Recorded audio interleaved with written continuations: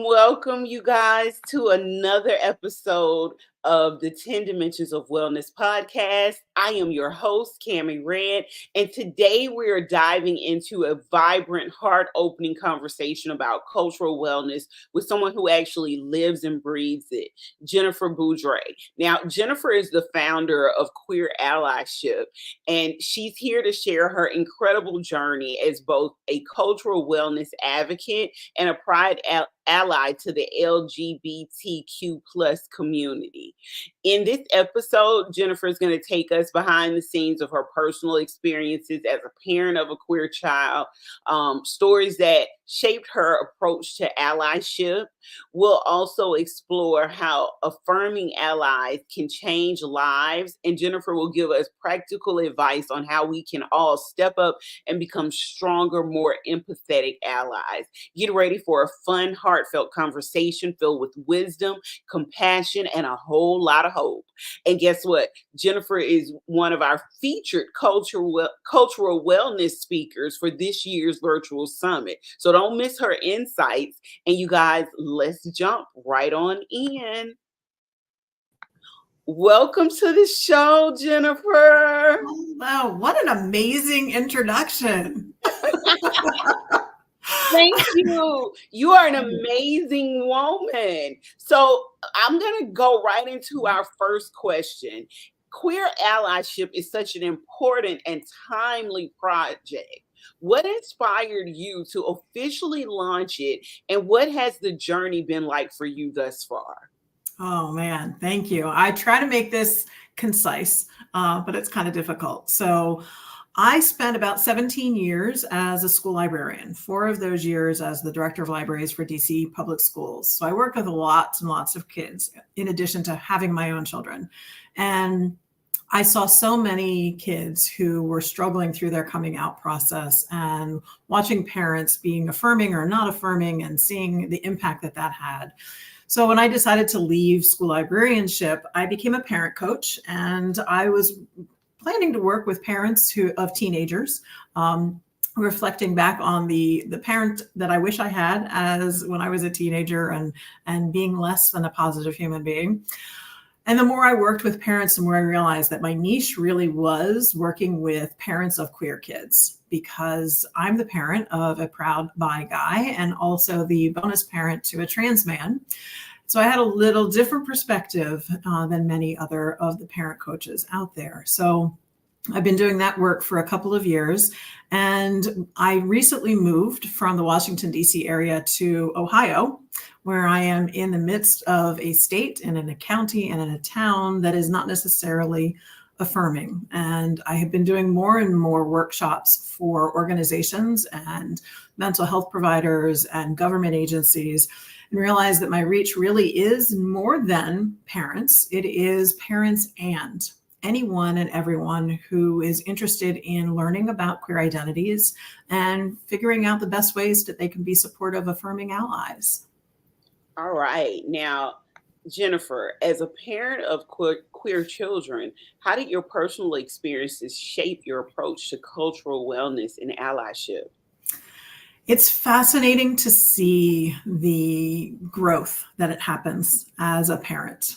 Right? You have these children and you imagine who and what they're going to be. And then the realization hits that, oops, they're autonomous, independent humans, and they know themselves better than we will ever know them.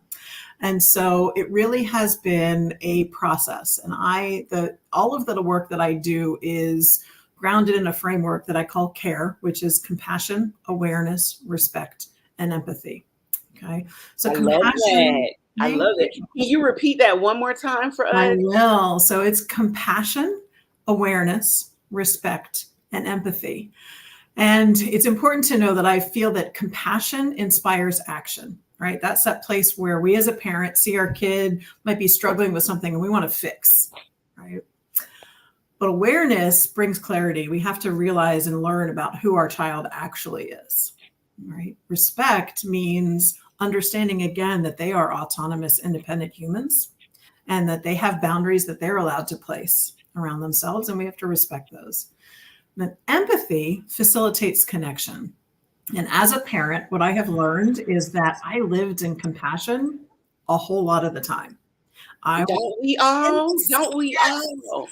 I got you. I'm going to fix it. It's going to be okay. What my kids really needed was empathy. And so living that space where you're giving them the space and the time to feel what they need to feel, and you're not trying to solve it for them. You're just with them. And that translates to pretty much any marginalized person, any human being that you're interacting with.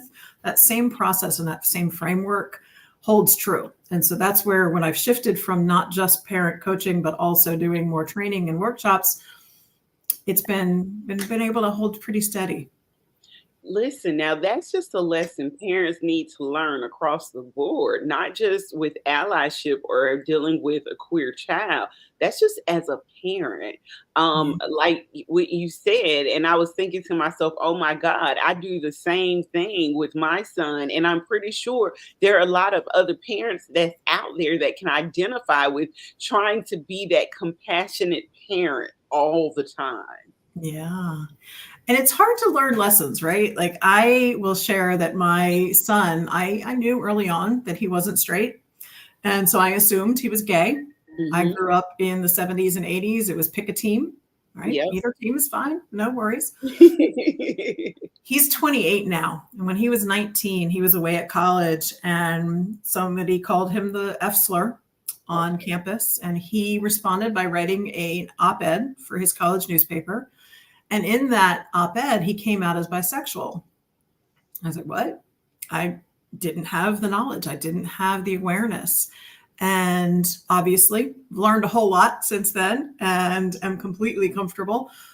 But we were talking about it a few months ago, and he shared that my come out, my pick a team perspective really caused him to hide his bisexuality from himself and from me for a really long time. And that's a hard lesson, right? I have to go back and I had to do the repair work to make sure that the mistakes that I had made as a parent, well-intentioned, right? I love Dr. Angelou's do the best you can until you know better. And then when you know better, you do better. Yeah. So a lot of times we have something we got to learn. Now, you just shared with us a memorable moment about your son coming out as bisexual. Now, how did that moment affect your perspective on allyship and inclusivity? Yeah. So it made me realize how much I don't know about what I don't know. Right. And for a long time, I struggled with, I don't understand this. And then I got to the point where I don't have to understand it. Right. I'm never going to understand what it is to be anyone other than myself, Yeah. a white identifying cisgender heterosexual woman.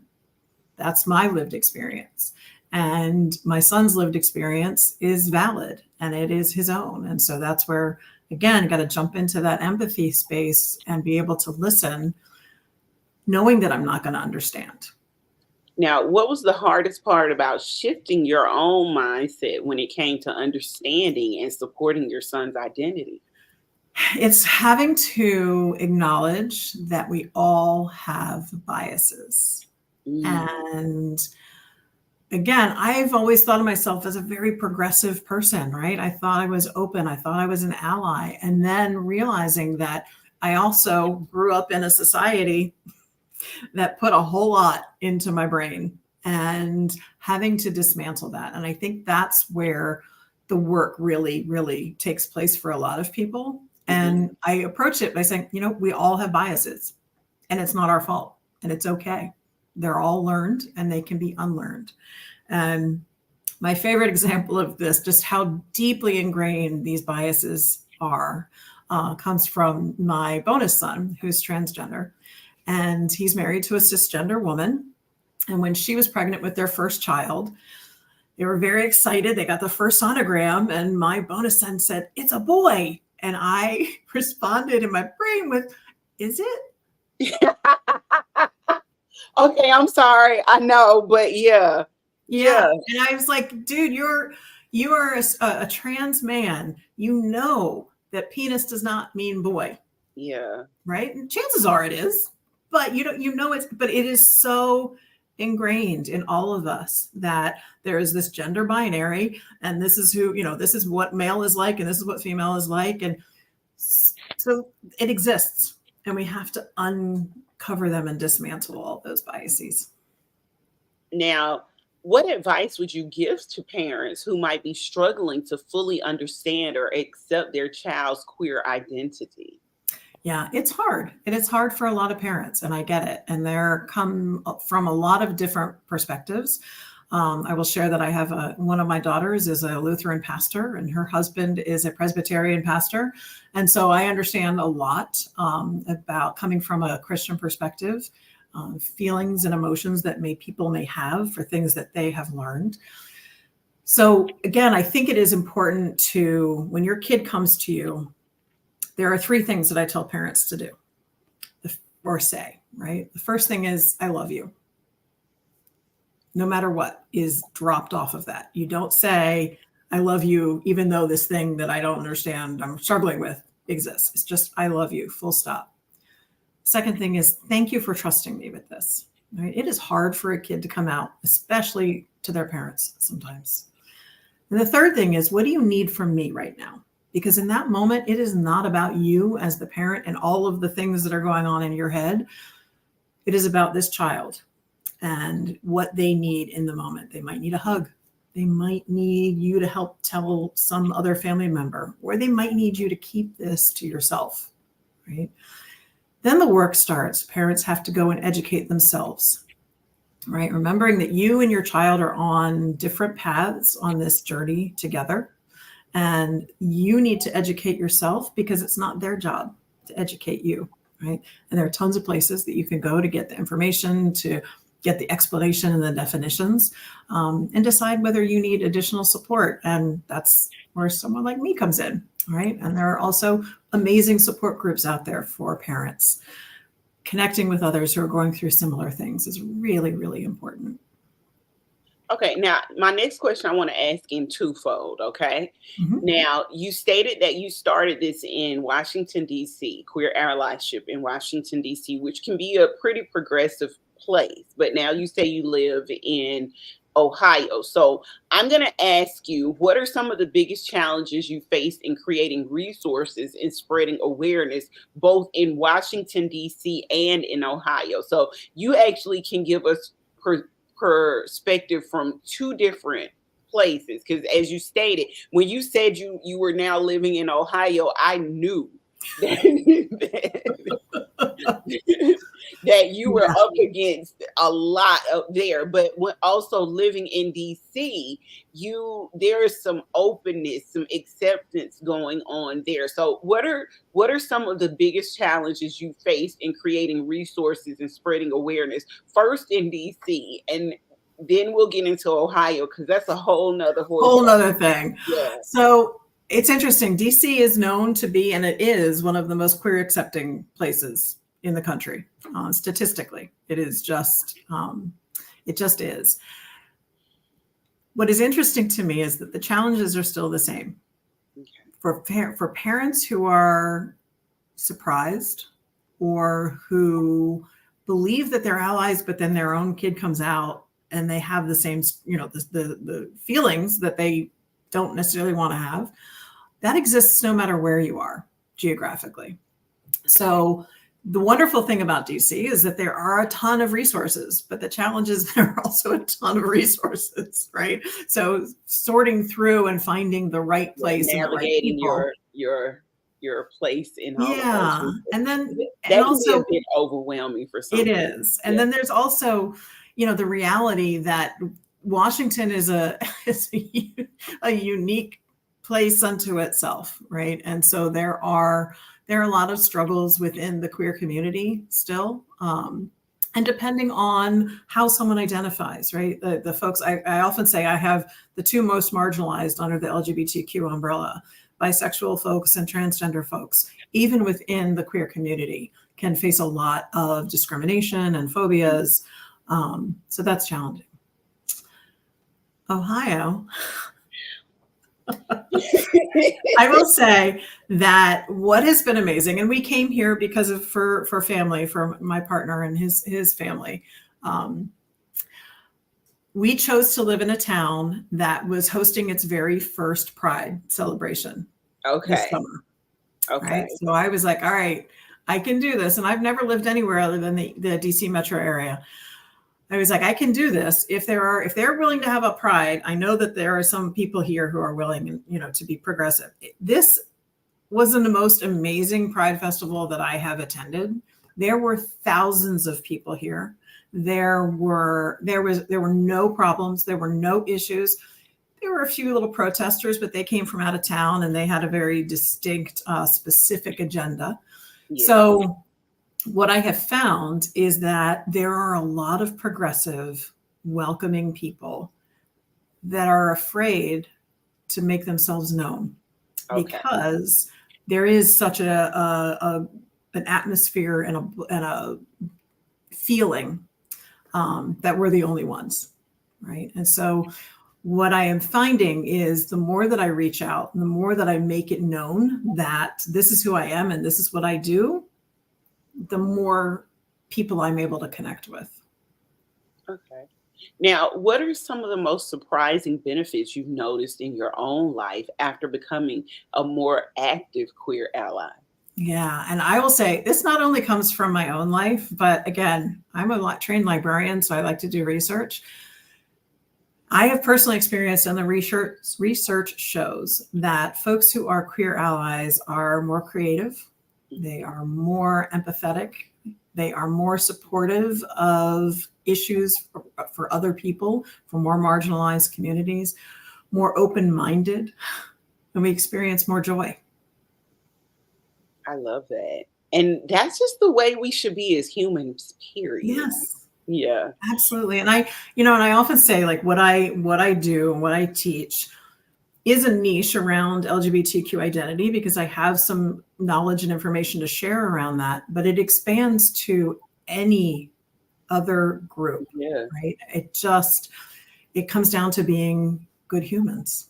Yeah. Even when you were talking about care and what that meant to you and the acronym you use for that, like I said, that could just be used for any parent. It doesn't necessarily have to be a parent with a queer child.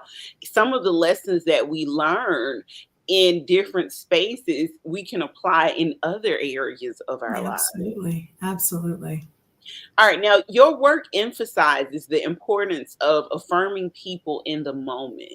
Can you share some examples of how this has made a difference in your work with others? Yeah. One of the things that I often hear from parents, especially parents of adolescents, is that their kid is changing identities, right? And maybe they're just, social media is telling them to try this or try that, and they don't know who they are. And that's true, right? Because people are trying to figure out who they are. And it is totally appropriate, especially during adolescence, when you're struggling to figure out everything about yourself. You recognize that you're feeling a way, and you learn that, oh, there is this possibility. Maybe I am this, and you try it on. And if it fits, you're good to go. But maybe it doesn't quite fit. So you try something else, right? So I tell parents to believe who your child tells you that they are in this moment and go with that, right? Because in that moment, it's true. And again, I'll go, using my trans bonus son as an example. He grew up female, lesbian.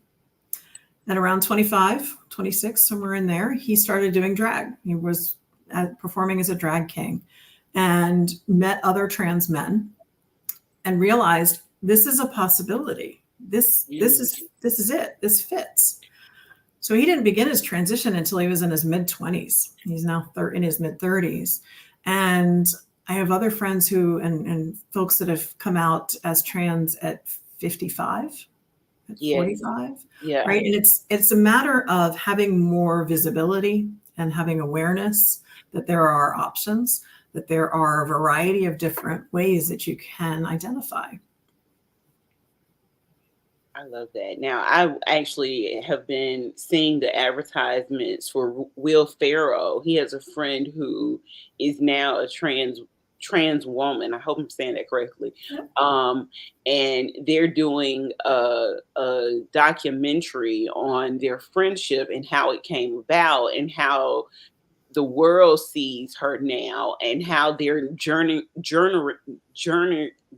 taking a journey across America, and he's giving perspective on how it's affecting him and the things that he's seeing and how it's changed him.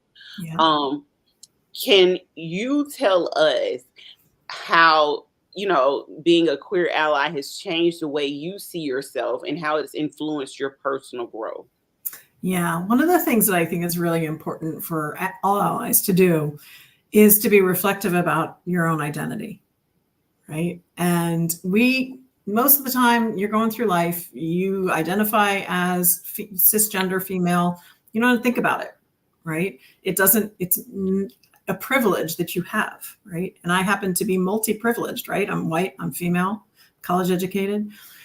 So I have to stop and think about who I am in this world and recognizing, like, when did I know that I was straight? I've always known it, right? So maybe people who aren't straight have always known it. Yeah.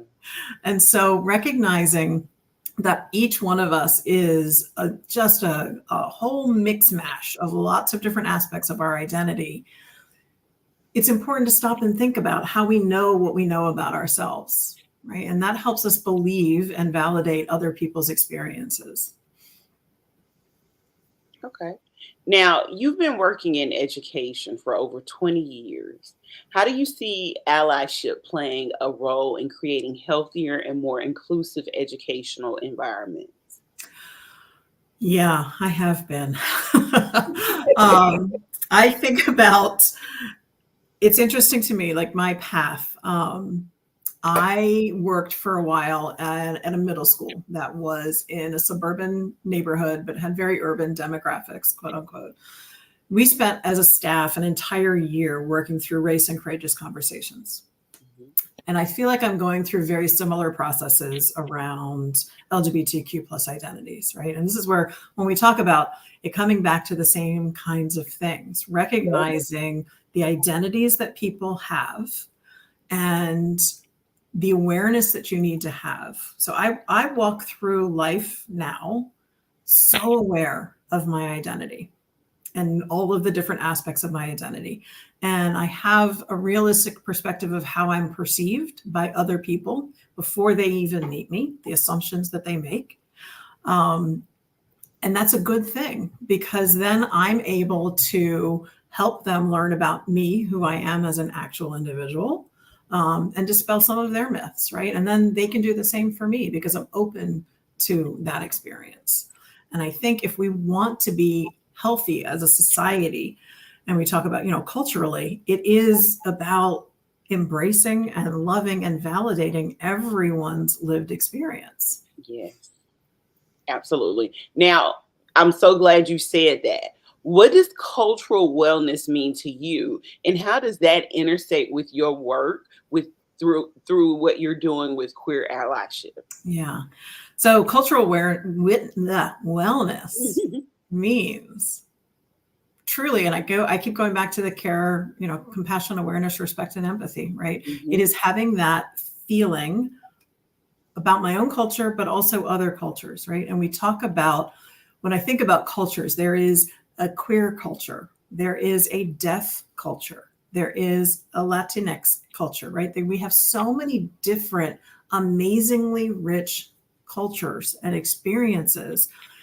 And if I were to stick only with my own world, oh, how limiting that is, right? How just small that is.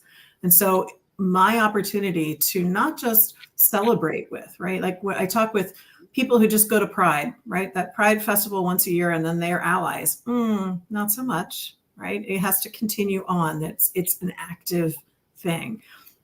But you have to have awareness of what the culture is. You have to understand the culture, the issues, the celebrations, yes, but also the struggles and what is influencing culture, right? Right. When we talk about the queer community, legislation, Yeah.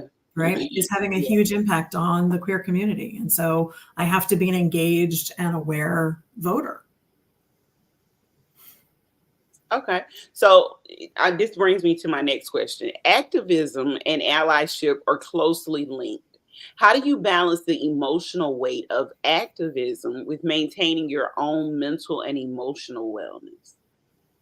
It's not always easy.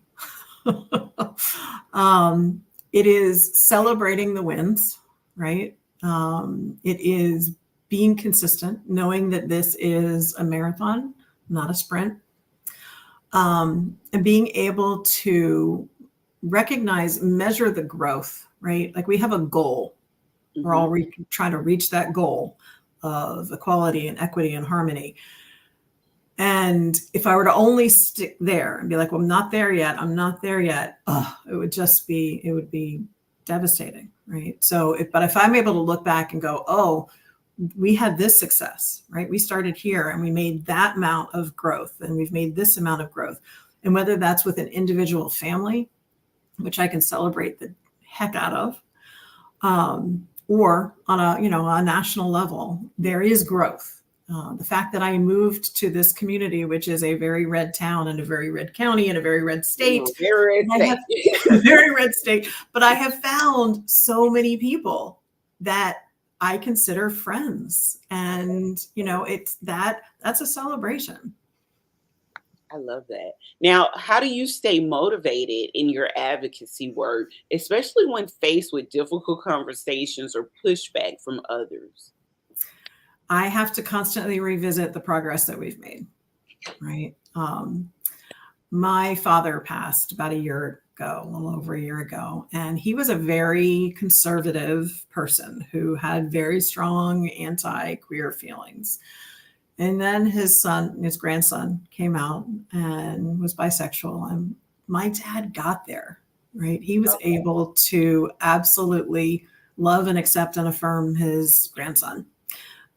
So it is finding those people that are able to make the shifts and have, families where there has been, years of disconnection because of beliefs, and watching as those parents learn and grow and repair and reconnect with their kids, and bringing a family back together. That's what keeps you going, right? Is the wins. Yeah. Now, how do you encourage others to celebrate wins in allyship, even when progress seems slow or small?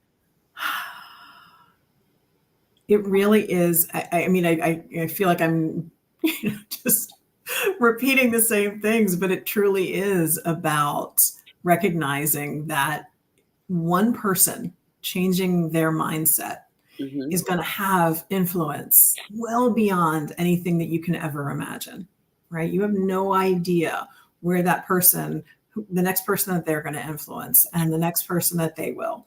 And so just having that faith and belief that the change that we're making is going to be greater than any one of us. And it's okay. Repetition is key. We learned that in school. As a librarian, you know that. If you repeat it over and over and over again, it doesn't matter if you give me the same answer to all. Ditto.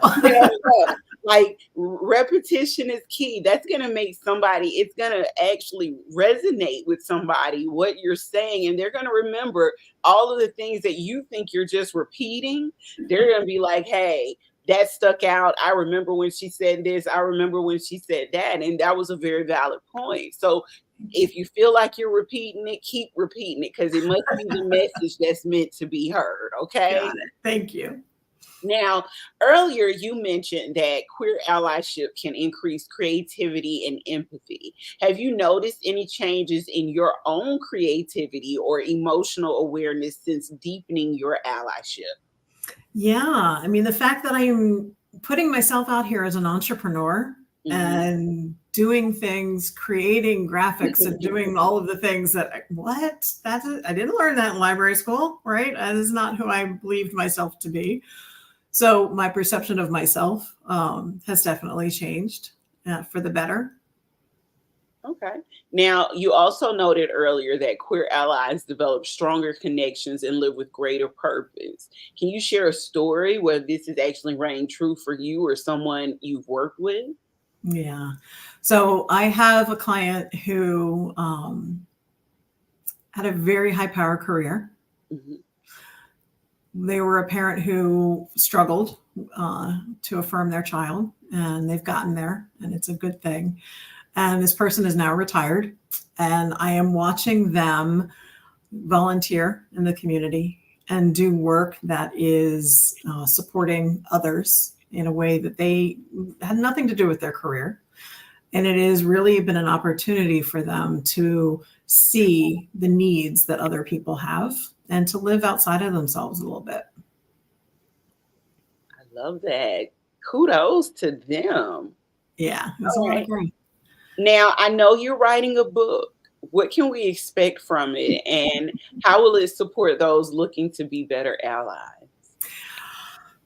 I'll get there. Writing a book is a big thing. It is. It is. I've written and published about 7 books, so I understand. Oh Yeah. my. It's like I think I'm done. Oh no, I got so much further to go. It really is it is a deep, deep dive into the care process. And it's seated with queer allyship and specifically for parents, but it's going to be a lot more universal. As we said, Okay. these are things that you can take into every area of your life. And I'm hoping it's going to be very inspirational and help people and parents feel that they are on the way to being super strong allies for their kids and for others in the community. I love that. Do you have a name for it yet? No. Okay. I have a few working titles, but nothing I'm going to share right now. Okay. Now, can you talk about the resources on your website? Which ones do you recommend for someone who's just beginning their allyship journey? Yeah, so I'm actually going to be putting out a couple of guides that are going to be living on the website. So I'm just going to send people there right now. But I want to also, I'll share a couple of organizations that I think are super, super helpful for our parents and people that are learning and just starting their journey. One is PFLAG, and Okay. that is the Parents and Friends of Lesbians and Gays, is the way it was named way back when. They now certainly provide a lot of support and education around trans and non-binary identities. And so it's PFLAG. And another one is really helpful is HRC, which is the Human Rights Campaign. Has a lot of great information and resources for folks who are wanting to learn. And the last one I'll point people to, and I want to give it a little caveat, because when you start digging into this one, you can get into a lot of the scary, scary statistics around mental health and the impact really of all of the biases. And you have to keep in mind that all of the scary, scary statistics hold true when people don't have support, right? If they don't have allies that are there for them. But that being said, it's the Trevor Project. Okay. And every year they do an amazing mental health survey of trans youth or LGBTQ plus youth. And that's where you'll find the scary statistics. But especially as a parent, when parents find out that their kids are queer, fear is one of the top emotions that they Yeah. experience, right? Because you do hear all of the stories, and the stories are true. But having a strong, affirming ally literally is life-saving. Okay. Yeah, you think about that. But and again, that translates across any marginalized group, especially here in the United States. Yeah. You think about all of the negative things that come with it, as opposed to how you can transform your life to help someone and be better and Yeah. make it a better world for not only your child, but for someone else that may be going through it, and be an example for other parents. Yep. Now, with that being said, what's the most rewarding part of leading queer allyship, and what are your hopes for the future of your organization? The most amazing moments are when I see someone get it. Someone recognizes, and it's not always something they verbalize, right? But you can tell just by a facial expression. They're like, oh, I got get it. it. Yeah. Right. And being able to know that that is going to just spark all kinds of changes and open mindedness. It is amazing. So rewarding. What I hope is, I mean, I say that my mission is to create safe and affirming communities, families, and workplaces, one ally at a time. And what I hope is that I will continue to reach more and more people so that we can get to a place where the world is safe and affirming and accepting and loving of all people. Okay. Well, this is my last question for you. If you could share one piece of advice or encouragement with someone who wants to be a better ally but doesn't know where to start, what would it be? It would be to talk with people who are queer and listen to their lived experiences and believe them. Listen to what they know. Believe that there is so much queer joy out there. And if you're a parent that is worried about where your child may end up, oh no, I'm not going to be able to have grandchildren, or your fears for them aren't necessarily true. Right? Go with the what if. What if this is the most amazing thing about this person? And just believe them when they tell you who they are in this moment. I love it. Give people where they can find you, your social media, your website, all of that. Yeah, so my website is www.queerallyship, all one word, .com. I'm also on Facebook at Queer Allyship, all one word. And then on Instagram at queer_allyship. We will be sure to put those in the description of this particular episode. So if people really want to reach you, reach out to you and talk to you, they'll find it. But also, Jennifer will be speaking on December the 14th at our 10 Dimensions of Wellness Virtual Summit, which the link is going across the bottom of the screen. So if you'd like to hear more about that, make sure you're logging on to the website and getting your tickets. Now, Jennifer, thank you so much for giving us your time today and going so in depth. I learned a lot today, and I'm pretty sure some other people did as well. I learned how connected we all are and how we have to do some self-reflection when faced with things that we may not understand. So thank you again for being on the show. I really genuinely appreciate it. Thank you. I really appreciate the conversation, and I look forward to our summit. Yes, I'm excited. I'm excited. Okay, you guys, this has been another episode of the 10 Dimensions of Wellness. What a ride this was. A huge thank you again to Jennifer Boudrye for joining us today and sharing her story, her heart, and her passion for allyship. Her message reminds us that allyship isn't just about supporting others. It's about becoming more authentic, connected, and empathetic in our own lives. If you're feeling inspired and ready to take your allyship to the next level, be sure to catch Jennifer's full presentation at the Virtual Wellness Summit on December the 14th. Trust me, it's going to be packed with more insights and practical tips that'll leave you feeling more empowered. As always, thank you for tuning in. And if you love today's episode, share it with someone who could use a little bit more joy in their day. Until next time, stay kind, stay curious. And as Jennifer reminded us, let's keep showing up for each other. Take care, and I will see you soon. Don't forget to like, follow, share, and comment on your favorite podcast platform.